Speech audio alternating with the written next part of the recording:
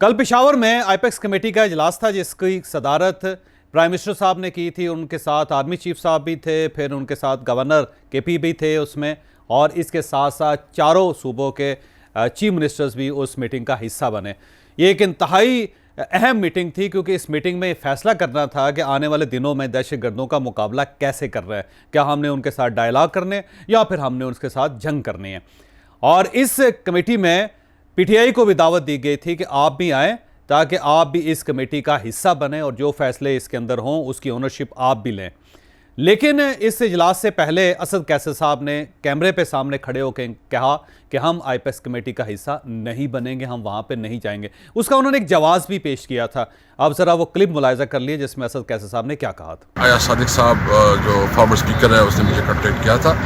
उसने मुझे apex committee के लिए दावत दी था कि ऐसे पार्टी हम नहीं आ सकते थे क्योंकि पार्टी की लिहाज से जो पीडीएम है वो मुकम्मल तौर पर पीटीआई के खिलाफ एक क्रैक डाउन कर रही है, पीटीआई के खिलाफ इंतकामी कार्रवाई कर रही है। सबसे पहले हुकूमत अपने रिव्यू पे भी नजरसानी करे। अब मैं आगे चल के आपको बताऊंगा कि पीटीआई आईपेक्स कमेटी का हिस्सा क्यों नहीं बनी, और इसके साथ साथ ज़ाहिर है ऑल पार्टीज कॉन्फ्रेंस जो 7 फरवरी को होगी उससे भी पीटीआई ने मदद कर ली है। पीटीआई ने ये मदद क्यों की, मैं इसके बारे में भी आगे चल के आपसे बात करूंगा। लेकिन ये जो माजरत है वो असद उमर साहब ने की, और असद उमर साहब के एग्जैक्ट अल्फाज क्या थे इसमें, वो मुलाजा कर लीजिए। कौम को ये बेवकूफ बनाने की कोशिश करें कि जी हम तो चाहते हैं कि पूरी कौम मिलकर साथ चले, तो शर्म आनी चाहिए। सिर्फ आपको एक काम करना चाहिए, इलेक्शन की तारीख का ऐलान करें और आगे चले। नहीं जा रही। अब ये 2 असद हैं, एक असद उमर साहब हैं जिन्होंने ऑल पार्टीज कॉन्फ्रेंस में शिरकत से इनकार कर दिया, और दूसरे असद कैसर साहब हैं जिन्होंने आईपेक्स कमेटी के इजलास में शरीक होने से इनकार किया। अब ये जहन में रखें कि ये जो दोनों इजलास हैं वो गवर्नमेंट के इजलास नहीं हैं, वो पीडीएम के इजलास नहीं हैं, वो रियासत के इजलास हैं। उसकी वजह यह है कि जो दहशतगर्दी का एक नया फिनामिना पाकिस्तान के अंदर दाखिल हो रहा है उससे निपटने के लिए स्टेट ने फैसला करना है कि हमने ये करना कैसे है, निपटना कैसे इससे। क्या हमने दहशतगर्दों के साथ डायलॉग करना है जिस तरह इमरान खान साहब के दौर में हो रहे थे, और उस दौर में इतने डायलॉग आगे चले गए कि बहुत सारे टीटीपी के लोगों को खैबर पख्तूनख्वा में आने, फाटा में बसने और बाकायदा कारोबार करने की इजाज़त दे दी गई थी। और उसी दौर में 100 के करीब जो इंतहाई मतलूब दहशतगर्द थे, जो इंतहाई हसास दहशतगर्द थे, जो हमारी जेलों के अंदर महबूस थे, बंद थे, उनको रिलीज़ कर दिया गया था। ये इमरान खान साहब के दौर की पॉलिसी थी जिसका ज़ाहिर नुकसान हुआ पाकिस्तान को। जो मस्जिद के अंदर हमला हुआ उसमें 103 लोग अब तक शहीद हो चुके हैं, और ये इंतहाई गलत फ़ैसला था जिसके ज़ाहिर नताइज अब सामने निकल रहे हैं। तो उस को कंटिन्यू करना है हमने, यानी उन मुज़ाकरात को या उन डायलॉग्स को आगे बढ़ाना है, या फिर एक ही बार एक सर्जिकल ऑपरेशन किया जाए जिसमें 35,000 लोग हैं टीटीपी के, शायद उन सब को एलिमिनेट कर दिया जाए, या फिर बाकायदा एक जंग लड़ी जाए उन सब के साथ। तो ये एक इंतहाई क्रूशल फैसला है जिसमें ज़ाहिर गवर्नमेंट और आर्मी इस्टेब्लिशमेंट ये सब लोग मिलकर ये फैसला करना चाहते हैं कि एक ऐसा फार्मूला हो जिसमें सारी पार्टीज शामिल हो और उस फार्मूले के तहत दहशतगर्दों के साथ बाकायदा निपटा जाए। लेकिन बदकिस्मती से आईपेक्स कमेटी में पीटीआई शामिल नहीं हुई और उसने मदद कर ली, और अब ऑल पार्टीज़ कॉन्फ्रेंस जो है जिसमें ज़ाहिर एक बड़ा फार्मूला बनाया जाएगा, नेशनल एक्शन प्लान को दोबारा रीएक्टिव किया जाएगा, मेरा ख्याल है उसमें भी ज़ाहिर है पीटीआई शामिल नहीं हो रही। तो इससे आप अंदाज़ा लगा सकते हैं कि पीटीआई पाकिस्तान से के बारे में कितनी कंसर्न है, ये पाकिस्तान को किस शक्ल में देखना चाहते हैं। तो मुझे बाज़ औक़ात महसूस होता है कि शायद इस पार्टी को एक स्टेबल पाकिस्तान सूट नहीं करता। तो पीटीआई नहीं चाहती कि पाकिस्तान में स्टेबिलिटी आए, या इकोनॉमिक स्टेबिलिटी आए, या एक सोशल स्टेबिलिटी आए, या एक पॉलिटिकल स्टेबिलिटी आए। तो वो कदम जिसको लेने के बाद पाकिस्तान के अंदर इस्तेहकाम आ सकता है, पीटीआई उसको इनकार कर देती है, रिजेक्ट कर देती है। तो ये जो एक परसेप्शन बार बार कहा जाता था जिसको हम बाय करने के लिए तैयार नहीं थे कि पाकिस्तान के अंदर स्टेबिलिटी पीटीआई को सूट नहीं करती, लेकिन ये जो उका दुका ऊपर नीचे वाक़यात हो रहे हैं वो साबित करते हैं कि ये परसेप्शन बड़ी हद तक दुरुस्त है। क्योंकि अगर माशी तौर पर पाकिस्तान बेहतर हो जाता है, पीटीआई को ये सूट नहीं करता। पाकिस्तान सियासी तौर पे अगर इस्तेहकाम की तरफ बढ़ता है, पीटीआई को ये भी सूट नहीं करता। और पाकिस्तान अगर समाजी तौर पे के इस्तेहकाम की तरफ जाता है तो शायद पीटीआई इसे भी बाय करने के लिए तैयार नहीं है। लिहाजा पाकिस्तान के अंदर क्यास हो, पाकिस्तान के अंदर दहशतगर्दी हो, पाकिस्तान के अंदर बम धमाके हो रहे हो, पाकिस्तान के अंदर कत्लो गारतगरी चल रही हो, पाकिस्तान की करेंसी डीवैल्यू हो रही हो, पाकिस्तान के अंदर गुर्बत बढ़ रही हो, पाकिस्तान में बेरोज़गारी बढ़ रही हो, और बाहर से पाकिस्तान के ऊपर दबाव डाला जा रहा हो, तो पीटीआई मेरा ख्याल ये है कि इस पर खुश होती है। जो ये दो जो इनकार हुए हैं उससे तो यही साबित होता है। अब हम उस तरफ जाते हैं कि ये किया क्यों जा रहा है और पीटीआई क्यों ये चाहती है, मैं उस तरफ आऊँगा। लेकिन उससे पहले ये जो आईपेक्स कमेटी ने कुछ फैसले किए हैं बड़े, वो मैं आपके सामने रखता जाता हूँ। आईपेक्स कमेटी ने फैसला किया है कि पेशावर के अंदर सीटीडी का हेडक्वार्टर बनाया जाएगा और ये वो काम है जो मेरा ख्याल इमरान खान साहब के दौर में हो जाना चाहिए था, क्योंकि 417 अरब रुपए इमरान खान साहब के दौर में सिर्फ पुलिस और सिक्योरिटी के लिए खैबर पख्तूनख्वा को दिए गए थे। उस वक्त अगर ये फैसला हो जाता, सीटीडी को मज़ीद एम्पावर किया जाता, उसमें नए गैजेट्स इंट्रोड्यूस करवाए जाते, उसको नए हथियार लेकर दिया जाते, उसकी जो आईटी की जो फैसिलिटीज़ हैं उसको इम्प्रूव किया जाता, तो ये बहुत अच्छा हो जाता। लेकिन बदकिस्मती से इमरान खान के दौर में नहीं हुआ और अब एक निगरान दौर में वफाकी हुकूमत ये इनिशिएटिव ले रही है। तो एक पहला इनिशिएटिव जो कल की आईपेक्स कमेटी के इजलास में लिया गया वो ये था। दूसरा, वफाकी हुकूमत ने पेशावर में फ्रांसिक लैब बनाने का फ़ैसला किया। तो ये फ्रांसिक लैब भी बहुत पहले बन जानी चाहिए थी, क्योंकि जब आपके पूरे सूबे के अंदर खुदकुश हमले हो रहे हैं, वहाँ पे कत्ल गारतगरी हो रही है और इतना बड़ा सूबा है और वहाँ पे 9.5 साल आपकी हुकूमत रही और इन 9.5 वर्षों में 3.5 साल ऐसे भी गुजरे जब वफाक में भी आपकी गवर्नमेंट थी। तो मेरा ख्याल है जब आपको 417 अरब रुपए मिले थे तो उसमें से 1-2 अरब रुपये लगा के आप एक फ्रांसिक लैब भी बना लेते। लेकिन अब पंजाब के अंदर फ्रांसिक लैब है, सिंध के अंदर फ्रांसिक लैब है, लेकिन बलूचिस्तान और खैबर पख्तूनख्वा दोनों में फ्रांसिक लैब नहीं है। तो ये किसकी कोताही है? ज़ाहिर है ये पीटीआई की कोताही है और बलूचिस्तान के अंदर जो कुछ हो रहा है वो बलूचिस्तान हुकूमत की कोताही है। तो ये कर लेना चाहिए था, लेकिन ज़ाहिर है उस वक्त नहीं हुआ। अब ये कदम उठाया जा रहा है और बहुत अच्छा। सेम इसी तरह पेशावर को सेफ़ सिटी डिक्लेयर किया जा रहा है। जिस तरह इस्लामाबाद के अंदर कैमरे लगे हैं और कैमरास के ज़रिए आप चीज़ों को ट्रैक कर लेते हैं, बिल्कुल इसी तरह फैसला किया गया है पेशावर को सेफ़ सिटी बनाया जाए और यहाँ पे बाकायदा कैमरे लगा के कंट्रोल रूम बना के हर एक मूवमेंट का जायज़ा लिया जाए।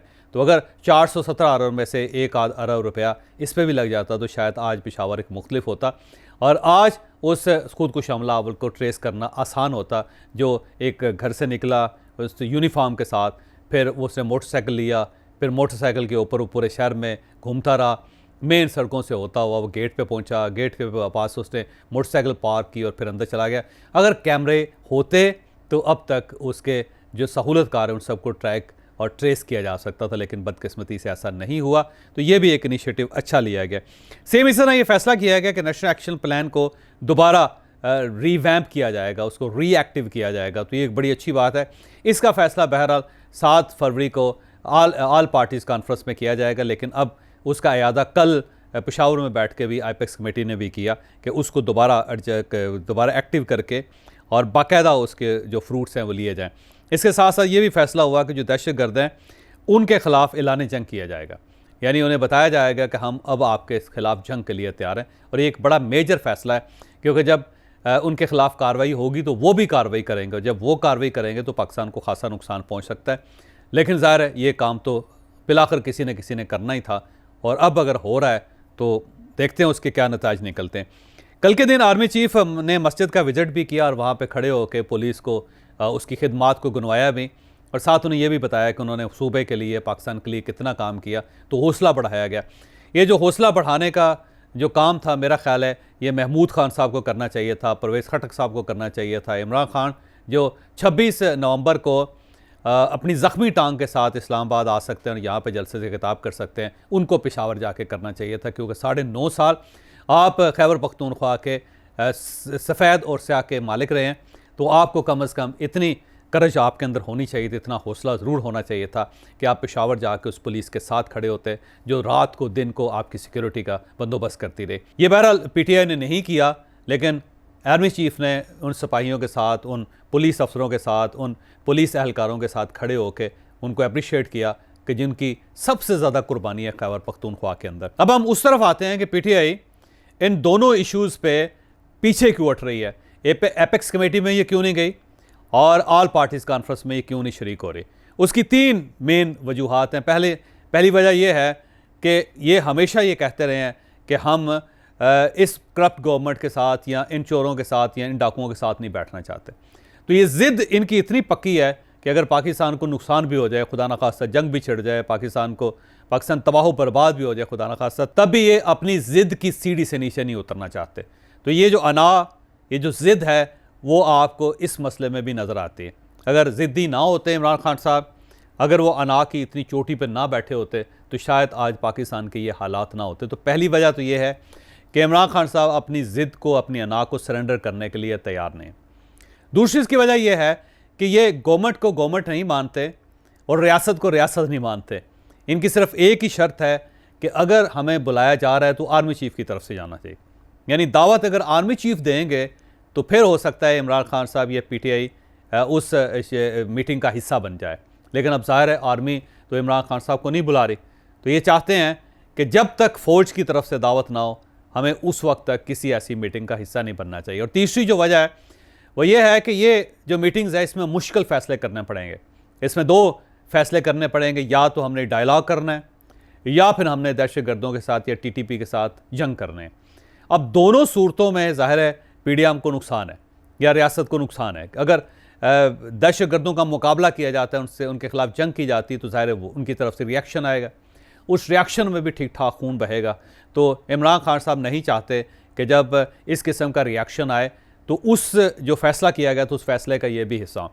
और दूसरा, अगर डायलॉग किए जाते हैं तो डायलॉग में ज़ाहिर है उनको रायतें देनी पड़ेंगी, उनके मुल्ज़िमों को छोड़ना पड़ेगा, उनको पाकिस्तान के अंदर दोबारा रीस्टैब्लिश होने का मौका दिया जाएगा, उनको घरों में वापस आने की इजाज़त देना पड़ेगी और उनको जो जो वो मुतालबात करते हैं उनको उनके मुतालबे मानने पड़ेंगे।